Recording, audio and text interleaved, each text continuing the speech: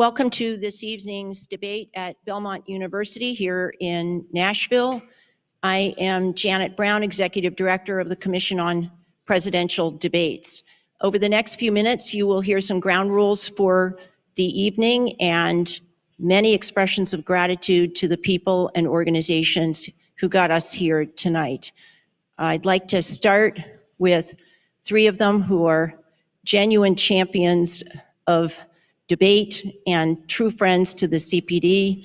The first is Dr. Robert Fisher, the president of Belmont University. We held a 2008 debate here.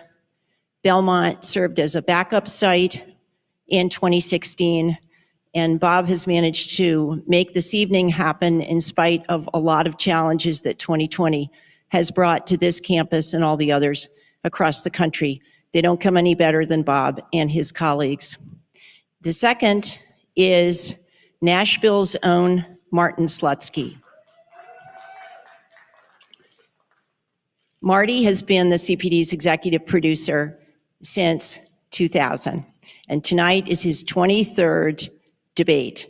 We could never do this without Marty, and he's a treasure.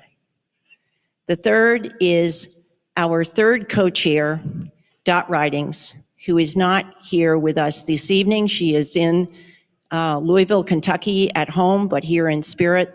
She is an absolutely remarkable asset to the CPD board and staff.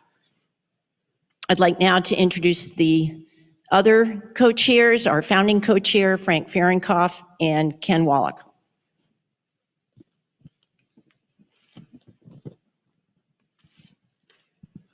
Good evening, ladies and gentlemen, and I join Janet in welcoming you all to Belmont and to Nashville. And we really owe a great debt of gratitude to the city and to this university. They've been so courteous and working so hard for us. And what a beautiful place this is. I hope you all got a chance to walk around and see this marvelous campus. We also have a crew. You see some of the people working around. There are cameramen, lighting people, people who produce this great background. We have over 60 of them. And we've had 4 debates in 4 different parts of this country.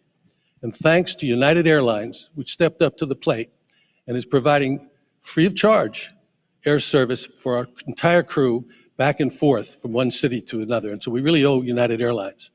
Now this one sounds funny, but we also owe Anheuser-Busch a great thank you. Not only for their beer, but for what they've done for this commission for many, many years. It's a little less of a lift now. Normally, if we were here with normal times, there'd be 900 of you probably in this audience. But with coronavirus, it just wasn't necessary for us to, and possible for us to do that. But they have always provided a giant tent with the food to feed the 5,000 reporters that usually come from all over the world, our crew, the news people who are here. And Anheuser-Busch is with us again this year, and we thank them. A Pentagram, who's really responsible for some of the great work you see here. Kroll and Mooring, a firm in Washington, law firm.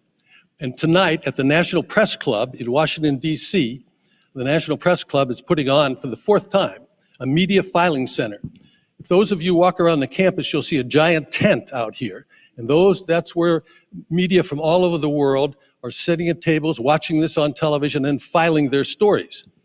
And many, many, because of the coronavirus, were not able to come here for this. And so the National Press Club has set up a national filing center a media filing center for them.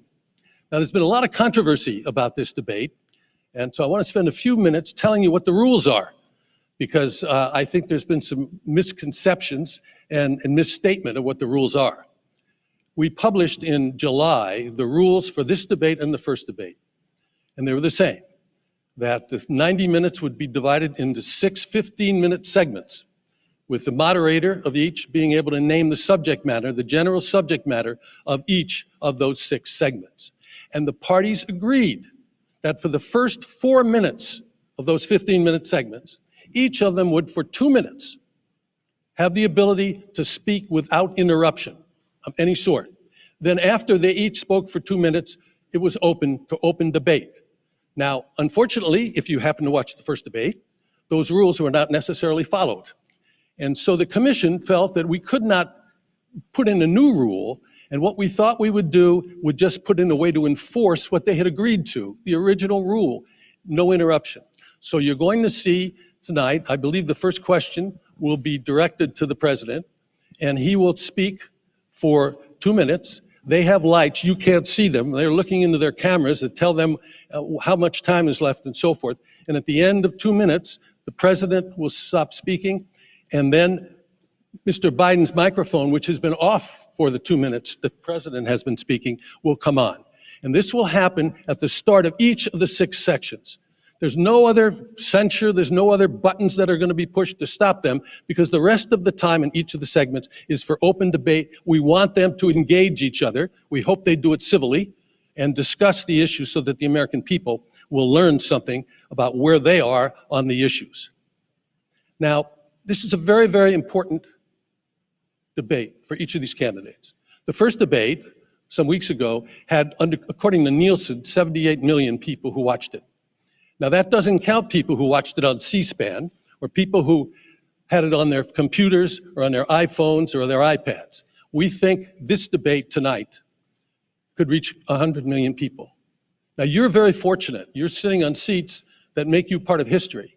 But those people at home are watching to try to learn something about these candidates, to make that important decision as to who they are going to support when they go to the polls if they haven't already done so.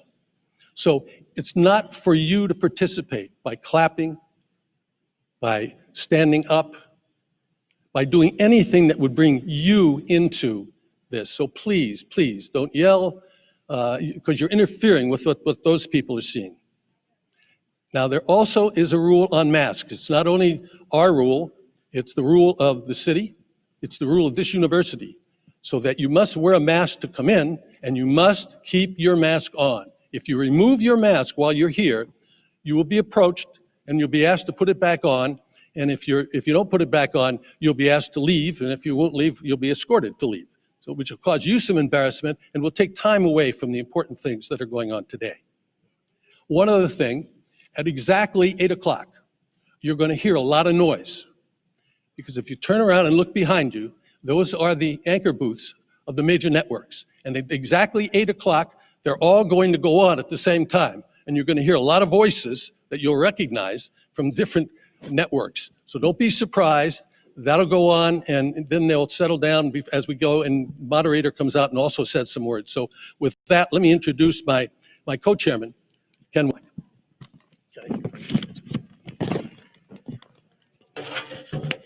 Good evening. I join Frank, Janet, and fellow board members, including Yvonne Howe and John Griffin, who are with us tonight, in welcoming you to the 24th presidential debate sponsored and organized by the Commission on Presidential Debates, and the second hosted by Belmont University. As the newest co-chair of the commission, I'm proud to work alongside dedicated board members and a talented staff and crew who, against uphill odds, have built a nonpartisan institution since the commission was established in 1987. Our sole mission continues to be the holding of debates that serve and inform the American people. Now, please spare me a moment to explain the Commission's efforts. Debates have evolved over the past 3 decades. More transparent criteria for qualification of debate participants, the trend toward a single moderator in order to focus greater attention on the candidates, and the allocation of time for different subject areas are but a few of the many changes that have been made. Many of the details for organizing the debates are left to agreement by the candidates themselves. The Commission has selected the times and places for debates, the moderators, and the debate formats. Based on experience, these are issues that, if left to the negotiations between the candidates' campaigns, are nearly impossible to resolve in a timely manner. In fact, it were protracted and at times unworkable negotiations on these types of issues that led, in part, to the establishment of the Commission itself. While there is always drama every 4 years, and this year is no exception. The process has worked. And post-debate research shows that the American people have considered these debates an important part of our political process. Debates have also created civic education opportunities for the schools and communities that have hosted them. Here at Belmont, the university has launched the debate programming series that explores issues ranging from democracy to social media. The Commission has augmented these voter education efforts by establishing Debate Watch, which allows participants in all 50 states and Puerto Rico to exchange views on issues raised in debates and to listen respectfully to each other's opinions. Debate Watch 2020 will include more than 1 million participants. Overseas, the Commission, in partnership with the National Democratic Institute, has helped organize more than 400 candidate debates in 45 countries, most importantly, in new and emerging democracies. This initiative has led to the formation of Debates International, a support network of debate organizers from nearly 40 countries. I wanted to recognize the Commission's longest-standing supporter. For the past 32 years, the Judy and Peter Bloom-Kovler Foundation has given its trust to the nonpartisan work of the Commission, and we are deeply grateful for their generous contribution to this year's debates. Now, it is my distinct honor to introduce Dr. Bob Fisher, President of Belmont University. Thank you.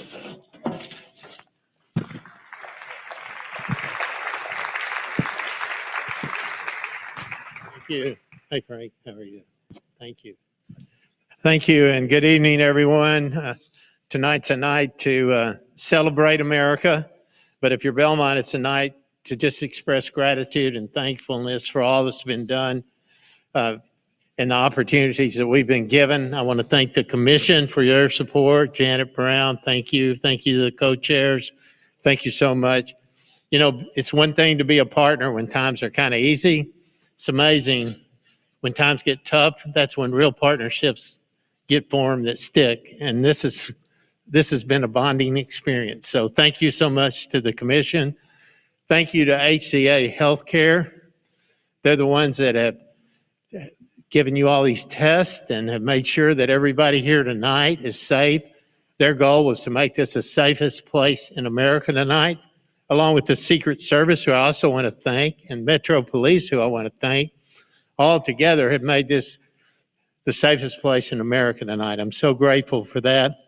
Thank you, Mayor Cooper, for your support. Thank you, Governor Lee. Thank you to the Nashville Convention and Visitors Corporation and the Nashville Chamber of Commerce, all of you. But most of all, I just want to say a heartfelt thank you to the students of Belmont University for sharing their campus with you, all of you this week. This has been a complicated and unusual semester, to say the least.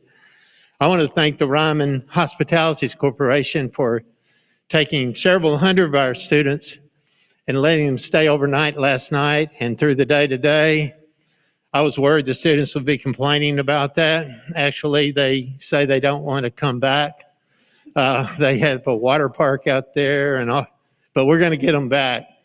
But our students have embraced the challenge of living safely together, and we simply couldn't have done that without them. You're probably wondering who these two people are that are standing here beside me. Well, this is Molly Deakins, and this is Kendra Turner. They co-chaired the student volunteer group of 250 students who made this thing happen here at Belmont University, and I'm so grateful to them. Thank you, and thank all the Belmont volunteers for what you've done here. And finally, I have to say this, I've prayed enough about this happening that it'd be totally disingenuous if I didn't say thank you, God, that this is about to happen. God bless America. Thank you.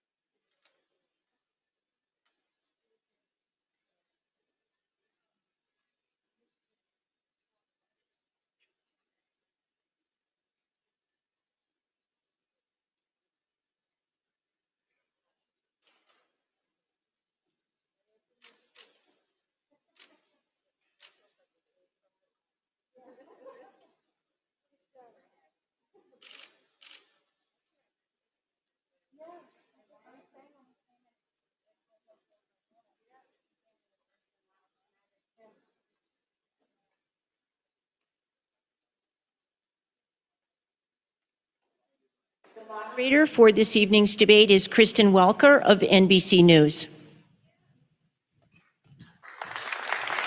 Good evening, everyone. Good evening.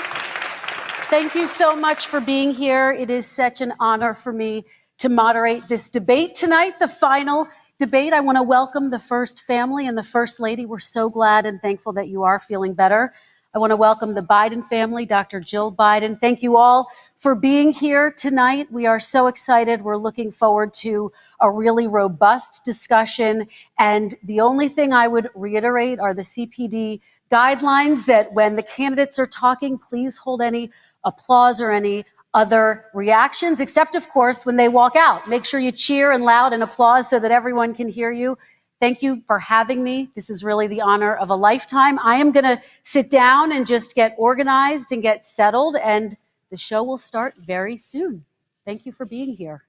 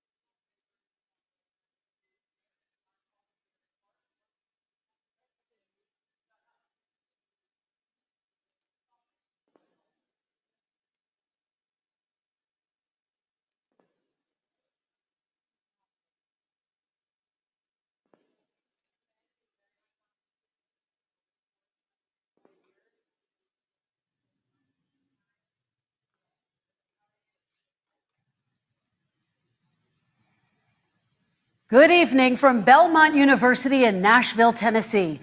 I'm Kristen Welker of NBC News, and I welcome you to the final 2020 presidential debate between President Donald J. Trump and former Vice President Joe Biden. Tonight's debate is sponsored by the Commission on Presidential Debates. It is conducted under health and safety protocols designed by the Commission's health security advisor. The audience here in the hall has promised to remain silent. No cheers, boos, or other interruptions, except right now, as we welcome to the stage former Vice President Joe Biden and President Donald J. Trump.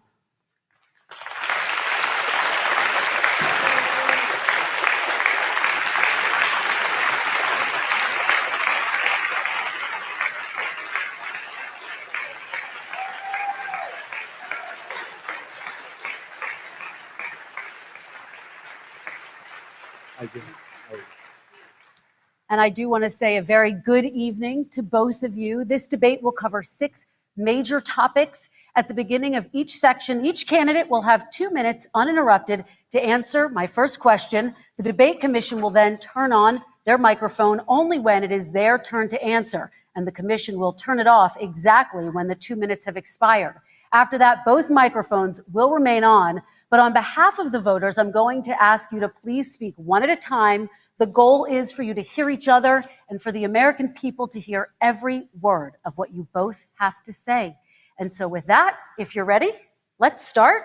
And we will begin with the fight against the coronavirus. President Trump, the first question is for you. The country is heading into a dangerous new phase. More than 40,000 Americans are in the hospital tonight with COVID, including record numbers here in Tennessee. And since the two of you last shared a stage, 16,000 Americans have died from COVID. So please be specific. How would you lead the country during this next stage of the coronavirus crisis? 2 minutes, uninterrupted. So, as you know, 2.2 million people modeled out were expected to die. We closed up the greatest economy in the world in order to fight this horrible disease that came from China. It's a worldwide pandemic. It's all over the world. You see the spikes in Europe and many other places right now. If you notice, the mortality rate is down 85%. The excess mortality rate is way down and much lower than almost any other country. And we're fighting it, and we're fighting it hard. There is a spike. There was a spike in Florida, and it's now gone. There was a very big spike in Texas. It's now gone. There was a very big spike in Arizona. It's now gone. And there are some spikes and surges in other places. They will soon be gone. We have a vaccine that's coming. It's ready. It's going to be announced within weeks, and it's going to be delivered. We have Operation Warp Speed, which is the military is going to distribute the vaccine. I can tell you from personal experience that I was in the hospital. I had it, and I got better. And I will tell you that I had something that they gave me, a therapeutic, I guess they would call it. Some people could say it was a cure.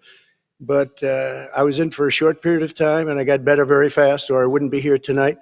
And now they say I'm immune. Whether it's 4 months or a lifetime, nobody's been able to say that, but I'm immune. More and more people are getting better. We have a problem that's a worldwide problem. This is a worldwide problem. But I've been congratulated by the heads of many countries on what we've been able to do. If you take a look at what we've done in terms of goggles and masks and gowns and everything else, and in particular ventilators. We're now making ventilators all over the world, thousands and thousands a month, distributing them all over the world. It will go away, and as I say, we're rounding the turn, we're rounding the corner. It's going away. Okay, former Vice President Biden, to you, how would you lead the country out of this crisis? You have 2 minutes uninterrupted. 220,000 Americans dead. If you hear nothing else I say tonight, hear this. Anyone who's responsible for not taking control, in fact, not saying I take no responsibility initially, anyone who's responsible for that many deaths should not remain as President of the United States of America. We're in a situation where there are 1,000 deaths a day now, 1,000 deaths a day, and there are over 70,000 new cases per day. Compared to what's going on in Europe, as the New England Medical Journal said, they're starting from a very low rate. We're starting from a very high rate. The expectation is we'll have another 200,000 Americans dead between now and the end of the year. If we just wore these masks, the president's own advisors have told him, we could save 100,000 lives. And we're in a circumstance where the president thus far and still has no plan, no comprehensive plan. What I would do is make sure we have everyone encouraged to wear a mask all the time. I would make sure we move in the direction of rapid testing, investing in rapid testing. I would make sure that we set up national standards as to how to open up schools and open up businesses so they can be safe and give them the wherewithal, the financial resources to be able to do that. We're in a situation now where the New England Medical Journal, one of the most serious journals in the whole world, said for the first time ever that the way this president has responded to this crisis has been absolutely tragic. And so, folks, I will take care of this. I will end this. I will make sure we have a plan. President Trump, I'd like to follow up with you in your comments. You talked about taking a therapeutic. I assume you're referencing Regeneron. You also said a vaccine will be coming within weeks? Yes. Is that a guarantee? No, it's not a guarantee, but it will be by the end of the year. But I think it has a good chance. There are two companies, I think, within a matter of weeks, and it will be distributed very quickly. Can you tell us which companies? Johnson & Johnson is doing very well. Moderna is doing very well. Pfizer is doing very well. And we have numerous others. Then we also have others that we're working on very closely with other countries, in particular Europe. Let me follow up with you, and because this is new information, you have said a vaccine is coming soon, within weeks now. Your own officials say it could take well into 2021 at the earliest for enough Americans to get vaccinated. And even then, they say the country will be wearing masks and distancing into 2022. Is your timeline realistic? No, I think my timeline is going to be more accurate. I don't know that they're counting on the military the way I do, but we have our generals lined up, one in particular, that's the head of logistics. And this is a very easy distribution for him. He's ready to go as soon as we have the vaccine. And we expect to have 100 million vials. As soon as we have the vaccine, he's ready to go. Vice President Biden, your reaction, and just 40% of Americans say they would definitely agree to take a coronavirus vaccine if it was approved by the government. What steps would you take to give Americans confidence in a vaccine if it were approved? Make sure it's totally transparent. Have the scientists of the world see it, know it, look at it. Go through all the processes. And by the way, this is the same fellow who told you this is going to end by Easter last time. This is the same fellow who told you that, don't worry, we're going to end this by the summer. We're about to go into a dark winter. And he has no clear plan, and there's no prospect that there's going to be a vaccine available for the majority of the American people before the middle of next year. President Trump, your reaction, he says you have no I don't think we're plan. going to have a dark winter at all. We're opening up our country. We've learned and studied and understand the disease, which we didn't at the beginning. When I closed and banned China from coming in heavily infected, and then ultimately Europe, but China was in January. Months later, he was saying I was xenophobic. I did it too soon. Now he's saying, oh, I should have, moved quicker. But he didn't move quicker. He was months behind me, many months behind me. And frankly, he ran the H1N1 swine flu, and it was a total disaster, far less lethal, but it was a total disaster. Had that had this kind of numbers, 700,000 people would be dead right now, but it was a far less lethal disease. Look, his own person who ran that for him, who, as you know, was his chief of staff, said it was catastrophic. It was horrible. We didn't know what we were doing. Now he comes up and he tells us how to do this. Also, everything that he said about the way every single move that he said we should make, that's what we've done. We've done all of it. But he was way behind us. Vice President Biden, your response. My response is he is xenophobic, but not because he shut down access from China. And he did it late after 40 countries had already done that. In addition to that, what he did, he made sure that we had 44 people that were in there in China trying to get to Wuhan to determine what exactly the source was. What did the president say in January? He said, no, he said, he's being transparent. The president of China is being transparent. We owe him a debt of gratitude. We have to thank him. And then what happened was we started talking about using the Defense Act to make sure we go out and get whatever is needed out there to protect people. And again, I go back to this. He had nothing. He did virtually nothing. And then he gets out of the hospital and he talks about don't worry. It's all going to be over soon. Come on. There's not another serious scientist in the world who thinks it's going to be over soon. President Trump, your reaction? Say over soon. I say we're learning to live with it. We have no choice. We can't lock ourselves up in a basement like Joe does. He has the ability to lock himself up. I don't know. He's obviously made a lot of money someplace, but he has this thing about living in a basement. People can't do that. By the way, I, as the president, couldn't do that. I'd love to put myself in the basement or in a beautiful room in the White House and go away for a year and a half until it disappears. I can't do that. And Kirsten, every meeting I had, and I'd meet a lot of families, including Gold Star families and military families, every meeting I had, and I had to meet them. I had to. It would be horrible to have canceled everything. I said, this is dangerous. And you catch it. And, I caught it. I learned a lot. Great doctors, great hospitals. And now I recovered. 99.9 of young people recover. 99% of people recover. We have to recover. We can't close up our nation. We have to open our school, and we can't close up our nation, or you're not going to have a nation. And of course, the CDC has said young people can get sick with COVID-19 and can pass it. Vice President Biden, I want to talk broadly about strategy, though. Can I respond to that? 30 seconds, please, and then I have a question. Number one, he says that we're learning to live with it. People are learning to die with it. You folks home will have an empty chair at the kitchen table this morning. That man or wife going to bed tonight and reaching over to try to touch their, out of habit, where their wife or husband was, is gone. Learning to live with it. Come on. We're dying with it because he has never said, you said it's dangerous. When's the last time? Is it really dangerous still? Are we dangerous? You tell the people it's dangerous now? What should they do about the danger? And you say, I take no responsibility. Let me talk about your two. Excuse me, I take full responsibility. It's not my fault that it came here. It's China's fault. And you know what? It's not Joe's fault that it came here either. It's China's fault. They kept it from going into the rest of China for the most part, but they didn't keep it from coming out to the world, including Europe and ourselves. Vice President Biden. The fact is that when we knew it was coming, when it hit, what happened? What did the president say? He said, don't worry, it's going to go away. Be gone by Easter. Don't worry. The warm weather. Don't worry. Maybe inject bleach. He said he was kidding when he said that, but a lot of people thought it was serious. A whole range of things the president has said. Even today, he thinks we are in control. We're about to lose 200,000 more people. President Trump. Look, perhaps just to finish this, I was kidding on that, but just to finish this, when I closed, he said I shouldn't have closed. And that went on for months. Nancy Pelosi said the same thing. She was dancing on the streets in Chinatown in San Francisco. But when I closed, he said, this is a terrible thing. You're xenophobic. I think he called me racist even. And because I was closing it to China. Now he says I should have closed it earlier. Joe, it doesn't work. I didn't say either of those things. You certainly did. You certainly did.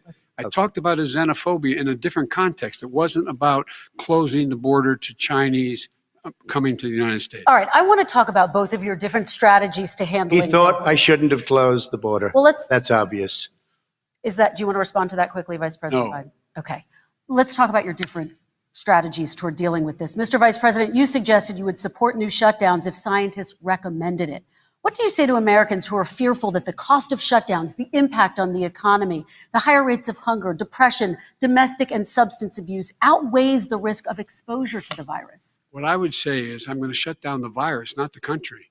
It's his ineptitude that caused the country to have to shut down in large part. Why businesses have gone under, why schools are closed, why so many people have lost their living, and why they're concerned. Those other concerns are real. That's why he should have been, instead of in a sand trap at his golf course, he should have been negotiating with Nancy Pelosi and the rest of the Democrats and Republicans about what to do about the acts they were passing for billions of dollars to make sure people had the capacity. But you haven't ruled out more shutdowns.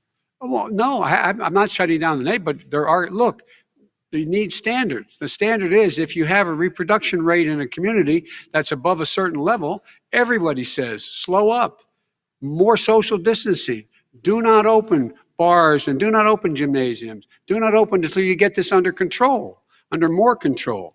But when you do open, give the people the capacity to be able to open and have the capacity to do it safely. For example, schools. Schools, they need a lot of money to open. They need to deal with ventilation systems. They need to deal with smaller classes, more teachers, more pods. And he's refused to support that money, or at least up to now. Let's talk about schools. President Well, Trump, I think we have to respond, if I might. please, and then I have a follow-up. Thank you, and I appreciate that. Look, all he does is talk about shutdowns, but forget about him. His Democrat governors, Cuomo in New York, you look at what's going on in California, you look at Pennsylvania, North Carolina, Democrats all, they're shut down so tight and they're dying. They're dying. And he supports all these people. All he talks about is shutdowns. No, we're not going to shut down, and we have to open our schools. And it's like, as an example, I have a young son. He also tested positive. By the time I spoke to the doctor the second time, he was fine. It just went away. Young people, I guess it's their immune system. Let me follow up with you, President Trump. You've demanded schools open in person and insist they can do it safely. But just yesterday, Boston became the latest city to move its public school system entirely online after a coronavirus spike. What is your message to parents who worry that sending their children to school will endanger not only their kids, but also their teachers and families? I want to open the schools. The transmittal rate to the teachers is very small, but I want to open the schools. We have to open our country. We're not going to have a country. You can't do this. We can't keep this country closed. This is a massive country with a massive economy. People are losing their jobs. They're committing suicide. There's depression, alcohol, drugs at a level that nobody's ever seen before. There's abuse, tremendous abuse. We have to open our country. You know, I've said it often. The cure cannot be worse than the problem itself. And that's what's happening. And he wants to close down. He'll close down the country if one person in our massive bureaucracy says we should close it down. Vice President Biden, your response. Simply not true. We ought to be able to walk and chew gum at the same time. We ought to be able to safely open, but they need resources to open. You need to be able to, for example, if you're going to open a business, have social distancing within the business. You need to have, if you have a restaurant, you need to have plexiglass dividers so people cannot infect one another. You need to be in a position where you can take testing rapidly and know whether a person is in fact infected. You need to be able to trace. You need to be able to provide all the resources that are needed to do this. And that is not inconsistent with saying that we're going to make sure that we open safely. And by the way, all you teachers out there, not that many of you are going to die, so don't worry about it. Come on. President Trump, let me follow up with you quickly. By the way, I will say this. If you go and look at what's happened to New York, it's a ghost town. It's a ghost town. And when you talk about plexiglass, these are restaurants that are dying. These are businesses with no money. Putting up plexiglass is unbelievably expensive, and it's not the answer. I mean, you're going to sit there in a cubicle wrapped around with plastic. These are businesses that are dying, Joe. You can't do that to people. You just can't. Take a look at New York and what's happened to my wonderful city for so many years. I loved it. It was vibrant. It's dying. Everyone's leaving New York. Take a look at what New York has done in terms of turning the curve down in terms of the number of people dying. And I don't look at this in terms of the way he does. Blue states and red states. They're all the United States. And look at the states that are having such a spike in the coronavirus. They're the red states. They're the states in the Midwest. They're the states in the upper Midwest. That's where the spike is occurring significantly. But they're all Americans. They're all Americans. And what we have to do is say, wear these masks, number one. Make sure we get the help that the businesses need that has money's already been passed to do that. It's been out there since the beginning of the summer, and nothing's happened. President, New York has lost more than 40,000 people, 11,000 people in nursing homes. President Trump, when you say spike, take a look at what's happening in Pennsylvania, where they've had it closed. Take a look at what's happening with your friend in Michigan, where her husband's the only one allowed to do anything. It's been like a prison. Now it was just ruled unconstitutional. Take a look at North Carolina. They're having spikes, and they've been closed. And they're getting killed financially. We can't let that happen, Joe. You can't let that happen. We have to open up. And we understand the disease. We have to protect our seniors. We have to protect our elderly. We have to protect especially our seniors with heart problems and diabetes problems. And we will protect them. We have the best testing in the world by far. That's why we have so many cases. Let me follow up with you Joe. before we move on to our next section. President Trump, this week you called Dr. Anthony Fauci, the nation's best known infectious disease expert, quote, a disaster. You described him and other medical experts as, quote, idiots. If you're not listening to them, who are you listening to as you fight this? I'm listening to all of them, including Anthony. I get along very well with Anthony. But he did say, don't wear masks. He did say, as you know, this is not going to be a problem. I think he's a Democrat, but that's okay. He said, this is not going to be a problem. We are not going to have a problem at all. When Joe says that, I said, Anthony Fauci said, and others, and many others, and I'm not knocking him a lot. Nobody knew. Look, nobody knew what this thing was. Nobody knew where it was coming from, what it was. We've learned a lot. But Anthony said, don't wear masks. Now he wants to wear masks. Anthony also said, if you look back, exact words, here's his exact words. This is no problem. This is going to go away soon. So he's allowed to make mistakes. He happens to be a good person. Vice President Biden, your response quickly, and then we're going to move on to the next section. My response is that think about what the president knew in January and didn't tell the American people. He was told this was a serious virus that spread in the air, and it was much worse than the flu. He went on record and said to one of your colleagues, recorded, that in fact he knew how dangerous it was, but he didn't want to tell us. He didn't want to tell us because he didn't want us to panic. He didn't want us, Americans don't panic. He panicked. But guess what? In the meantime, we find out in the New York Times the other day that, in fact, his folks went to Wall Street and said this is a really dangerous thing. And a memo out of that meeting, not from his administration, but from some of the brokers, said sell short because we got to get moving. It's a dangerous problem. Well, this is I'm going to give you 30 seconds to respond, and then we're going to move on. I don't know. Somebody went to Wall Street. You're the one that takes all the money from Wall Street. I don't take it. Joe, you have raised a lot of money, tremendous amounts of money. And every time you raise money, deals are made, Joe. I could raise so much more money as president and as somebody that knows most of those people.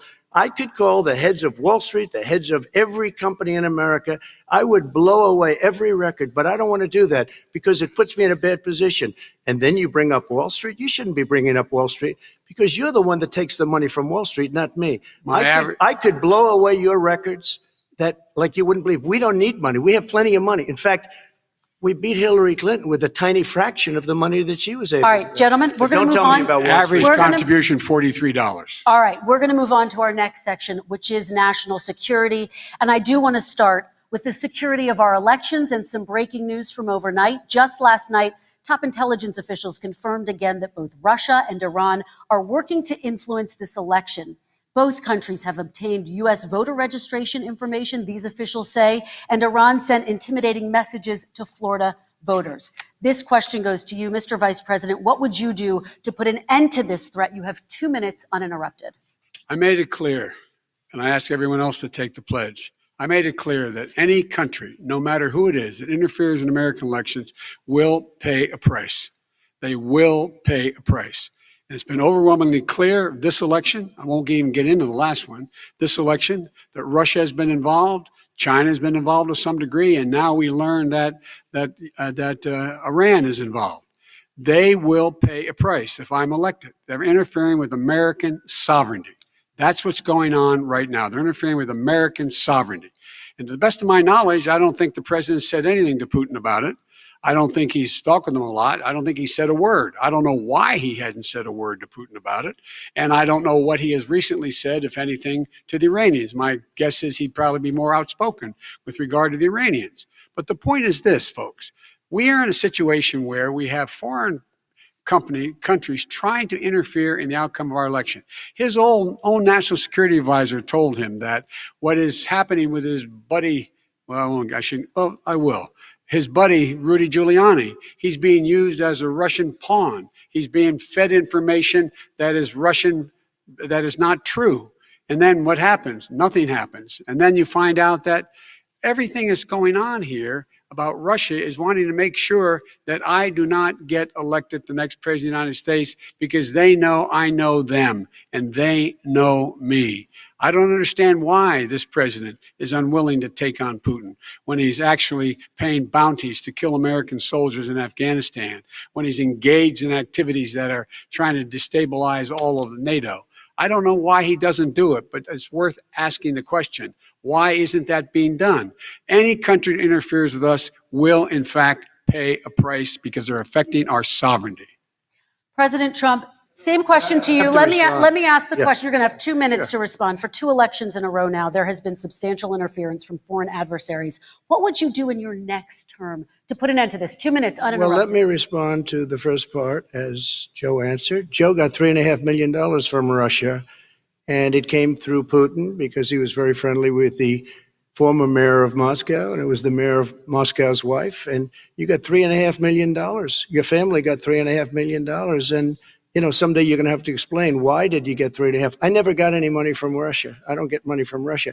Now, about your thing last night, I knew all about that. And through John Ratcliffe, who is fantastic, DNI, he said, the one thing that's common to both of them, they both want you to lose, because there has been nobody tougher to Russia.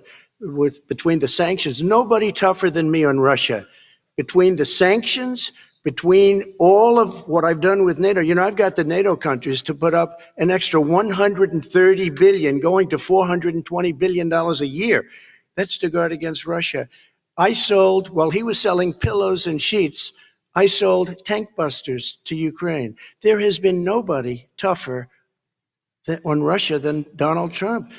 And I'll tell you, they were so bad. They took over the submarine port. You remember that very well. During your term, during you and Barack Obama, they took over a big part of what should have been Ukraine. You handed it to them, but you were getting a lot of money from Russia. They were paying you a lot of money, and they probably still are. But now, with what came out today, it's even worse. All of the emails, the horrible emails of the kind of money that you were raking in, you and your family. And Joe, you were vice president when some of this was happening, and it should have never happened. And I think you owe an explanation to the American people. Why is it? Somebody just had a news conference a little while ago who was essentially supposed to work with you and your family, but what he said was damning. And regardless of me, I think you have to clean it up and talk to the American people. Maybe you can do it right now. Vice President Biden, you may respond. 30 seconds. And then I do want to follow up on the election security. I have not taken a penny from any foreign source ever in my life. We learned that this president paid 50 times the tax in China, has a secret bank account with China, does business in China, and in fact is talking about me taking money. I have not taken a single penny from any country whatsoever, ever. Number one. Number two, this is a president, I have released all of my tax returns, 22 years. Go look at them. 22 years of my tax return. You have not released a single solitary year of your tax return. What are you hiding? Why are you unwilling? The foreign countries are paying you a lot. Russia's paying you a lot. China's paying you a lot. And your hotels and all your businesses all around the country, all around the world. And China's building a new road to a new a golf course you have overseas. So what's going on here? Why don't release your tax return or stop talking about corruption? President Trump, your response. First of all, I called my accountants under audit. I'm going to release them as soon as we can. I want to do it, and it'll show how successful, how great this company is. But much more importantly than that, people were saying $750. I asked them a week ago, I said, what did I pay? They said, sir, you prepaid tens of millions of dollars. I prepaid my tax. Tens over the last number of years, tens of millions of dollars I prepaid, because at some point they think it's an estimate. They think I may have to pay tax. So I already prepaid it. Nobody told me that. Did your accountant Nobody tell told when you that. could release Excuse them? me. And it wasn't written. Whenever they write this, they keep talking about $750, which I think is a filing fee. But let me just tell you, I prepaid millions and millions of dollars in taxes. Number one. Number two, I don't make money from China. You do. I don't make money from Ukraine. You do. I don't make money from Russia. You made $3.5 million, Joe, and your son gave you. They even have a statement that we have to give 10% to the big man. You're the big man, I think. I don't know, maybe you're not, but you're the big man, I think. Your son said we have to give 10% to the big man. Joe, what's that all about? It's terrible. All right, gentlemen, I want to ask you both some questions I have to about all of this, respond to but I'm going to let you both respond very quickly. You just said you spoke to your accountant Yes. about potentially releasing your taxes. Did he tell you when you can release them? Do you As have soon a as the audit is deadline for finished. when you're going to release them I to the get American treated people? worse than the Tea Party got treated. Because you I have a don't lot have of a time. people in there, deep down in the IRS, they treat me horribly. We made a deal, it was all settled until I decide to run for president. I get treated very badly by the IRS, very unfairly. But we had a deal all done. As soon as we're completed with the deal, I want to release it. But I have paid millions and millions of dollars, and it's worse than paying. I paid in advance. It's called prepaying your taxes. I paid in advance. I want to ask you Yep. both about questions regarding your potential foreign entanglements and questions that have been raised to give you both a chance Some to point talk about about this responding more to this. broadly. Respond very quickly, and then I'll get to my question. Why did he's been saying this for 4 years? Show us. Just show us. Stop playing around. You've been saying for 4 years Everybody you're going to knows release your taxes. Nobody knows it, Mr. President. What they do know is you're not paying your taxes, or you're paying taxes that are so low. When last time he said what he paid, he said, I only pay that little because I'm smart. I know how to game the system. Come on. Come on, folks. Very So quickly, President Trump, and then I want to get to two questions to both of you Sure. on this. I was put through a phony witch hunt for 3 years. It started before I even got elected. They spied on my campaign. No president should ever have to go through what I went through. Let me just say this. Mueller and 18 angry Democrats and FBI agents all over the place spent $48 million. They went through everything I had, including my tax returns, and they found absolutely no collusion and nothing wrong. 48 million. I guarantee you, if I spent 1 million on you, Joe, I could find plenty wrong, because All the right. kind of things that you've done and the kind of monies that your family has taken. I mean, your brother made money in Iraq. Let me- Millions of dollars. Your other brother made a fortune, and it's all through you, Joe. And they say you get some of it, and you do live very well. You have houses all over the place. You live very well. All right, gentlemen, let me just ask some questions about all of this broadly. Vice President Biden, there have been questions about the work your son has done in China and for a Ukrainian energy company when you were vice president. In retrospect, was anything about those relationships inappropriate or unethical? Nothing was unethical. Here's what the deal.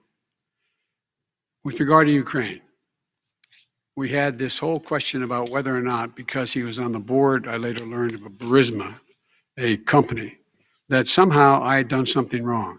Yet every single solitary person, when he was going through his impeachment, testifying under oath who worked for him, said, I did my job impeccably.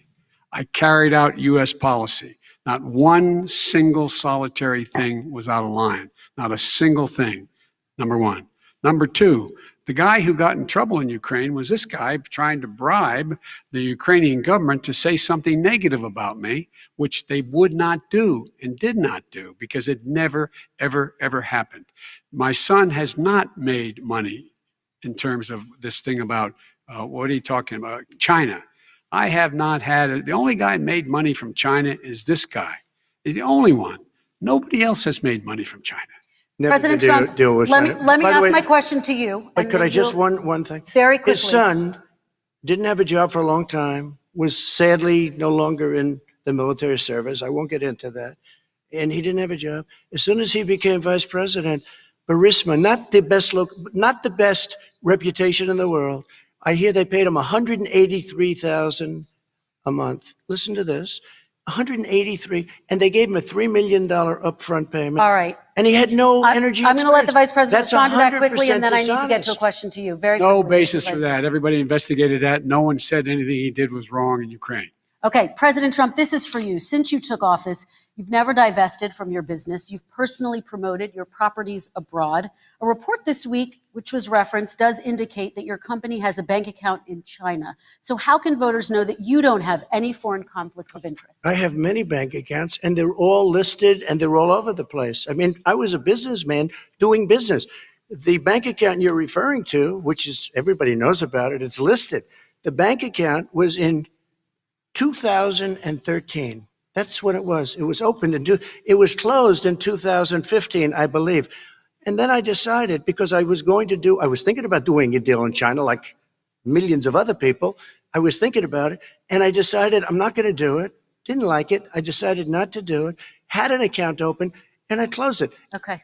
Excuse me. And then, unlike him, where he's vice president and he does business, I then decided to run for president after that. That was before. So I closed it before I even ran for president, let alone became president. Big difference. He is the vice president of the United States, and his son, his brother, and his other brother are getting rich. They're like a vacuum cleaner. They're sucking Okay, up money every President Trump, place he thank you. goes. We do Not need to true. move on. I do want to ask you, Vice President Biden, about China. Let's talk about China more broadly.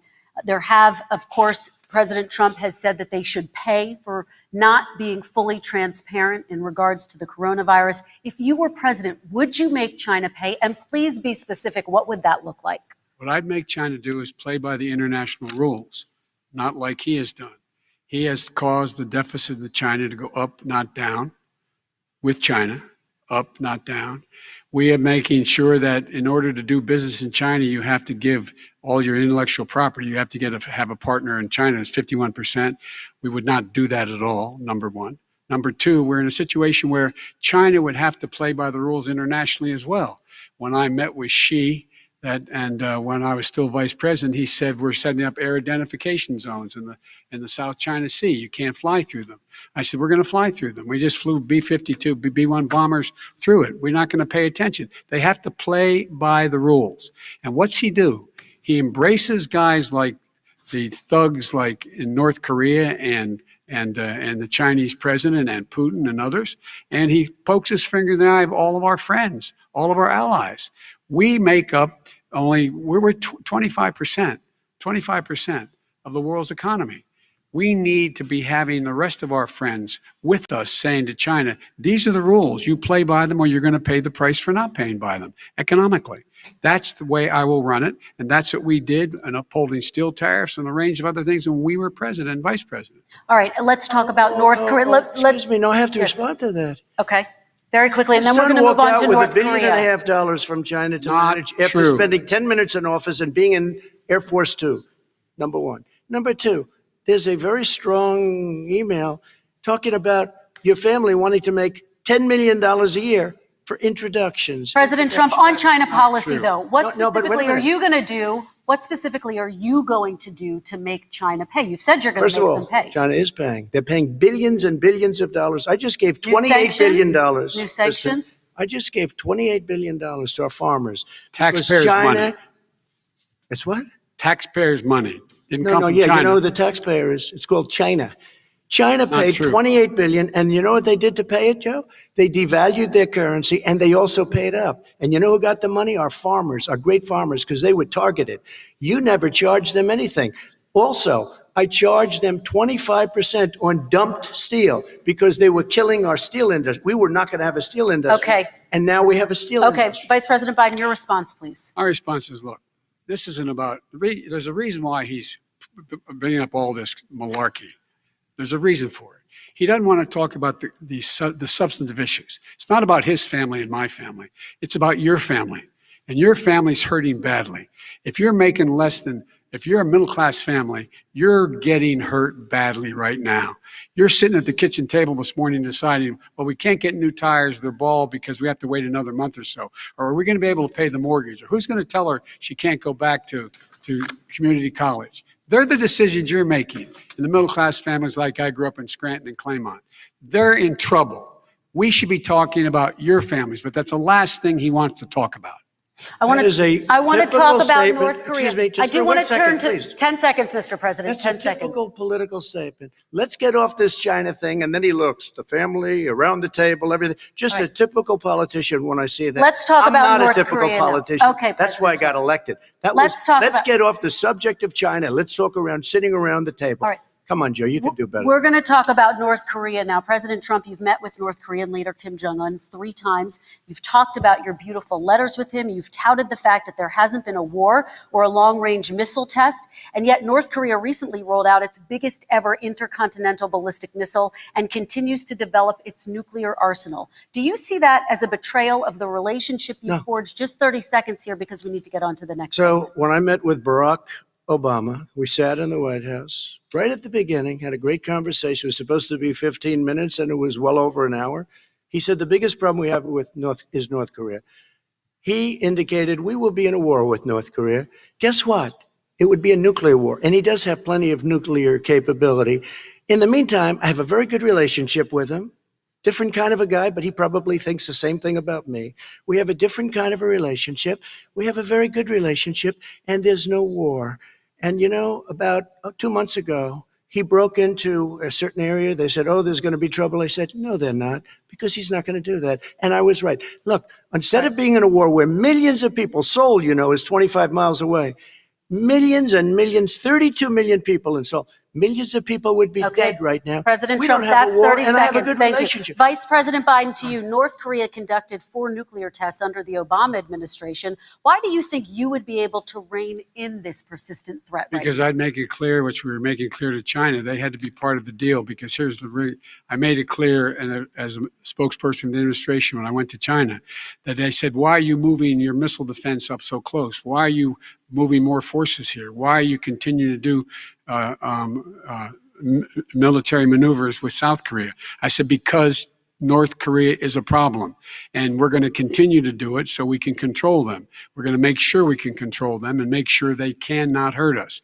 And so if you want to do something about it, step up and help. If not, it's going to continue. What has he done? He's legitimized North Korea. He's talked about his good buddy who's a thug, and he talks about how we're better off, and they have much more capable missiles, able to reach U.S. territory much more easily than ever did before. Let me follow up with you, Vice President Biden. You've said you wouldn't meet with Kim Jong-un without preconditions. Are there any conditions under which you would meet with him? On the condition that he would agree that he would be drawing down his nuclear capacity to get that the Korean Peninsula should be a nuclear-free zone. All right, let's move on to American families. Kristen, they tried Very to quickly, meet with 10 him. seconds, President. They tried to meet with him. He wouldn't do it. He didn't like Obama. He didn't like him. He wouldn't do it. Okay, I got to give him a chance to respond to that before we move on. And that's okay. You know what, North Korea, we're not in a war. We have a good relationship. You know, people don't understand. Having a good relationship with leaders of other countries is a good thing. We have a lot of questions to get to. That's like saying we had a good relationship with Hitler before he, in fact, invaded Europe, the rest of Europe. Come on. The reason he would not meet with President Obama is because President Obama said, we're going to talk about denuclearization. We're not going to legitimize you, and we're going to continue to put stronger and stronger sanctions on you. That's why he wouldn't meet with us. All right, let's move on. Let's move on and talk about American families. He left me a mess, Kristen. President Trump, okay, we do need to move on. They left me a mess. North Korea was a mess. And in fact, if you remember the first 2 or 3 months, there was a very dangerous period in my first 3 months before we sort of worked things out a little bit. There was a they left us a mess. And Obama would be, I think, the first to say it was the single biggest problem he thought that our country. Okay, let's move on to American families and the economy. One of the issues that's most important to them is health care, as you both know. Today, there was a key vote on a new Supreme Court Justice, Amy Coney Barrett, and health care is at the center of her confirmation fight. Over 20 million Americans get their health insurance through the Affordable Care Act. It's headed to the Supreme Court, and your administration, Mr. President, is advocating for the court to overturn it. If the Supreme Court does overturn that law, those 20 million Americans could lose their health insurance almost overnight. So what would you do if those people have their health insurance taken away? You have 2 minutes uninterrupted. Sure. First of all, I've already done something that nobody thought was possible. Through the legislature, I terminated the individual mandate. That is the worst part of Obamacare, as we call it. The individual mandate where you have to pay a fortune for the privilege of not having to pay for bad health insurance. I terminated. It's gone. Now it's in court because Obamacare is no good. But then I made a decision. Run it as well as you can to my people, great people. Run it as well as you can. I could have gone the other route and made everybody very unhappy. They ran it. Premiums are down. Everything's down. Here's the problem. No matter how well you run it, it's no good. What we'd like to do is terminate it. We have the individual mandate done. I don't know that it's going to work. If we don't win, we will have to run it, and we'll have Obamacare, but it'll be better run. But it no longer is Obamacare, because without the individual mandate, it's much different.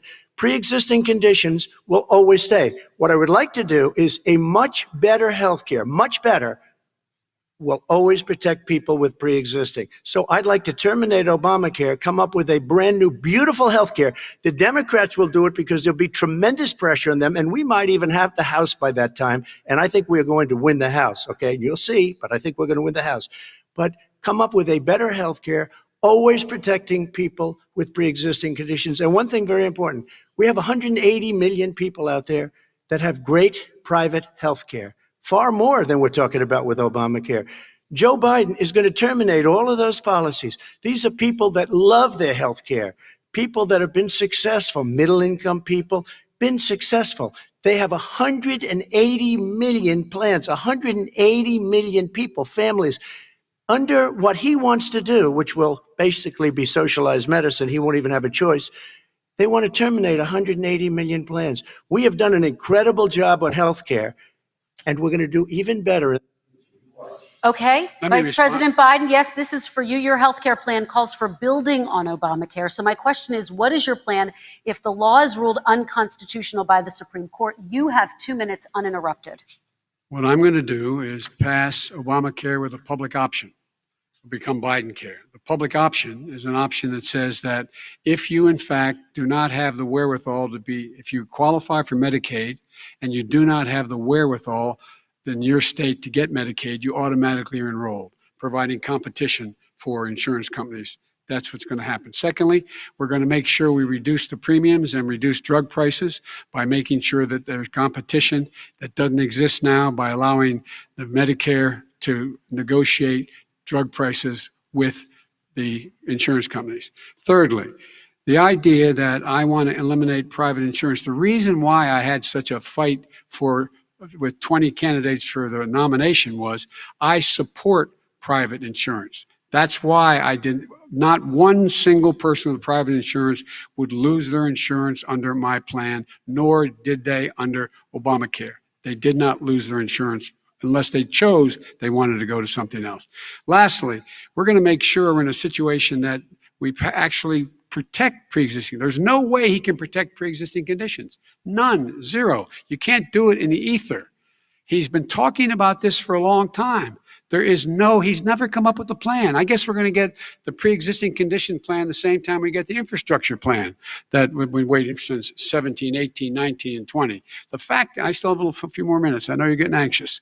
The fact is that he's already cost the American people, because of his terrible handling of the COVID virus and the economic spillover, 10 million people have lost their private insurance.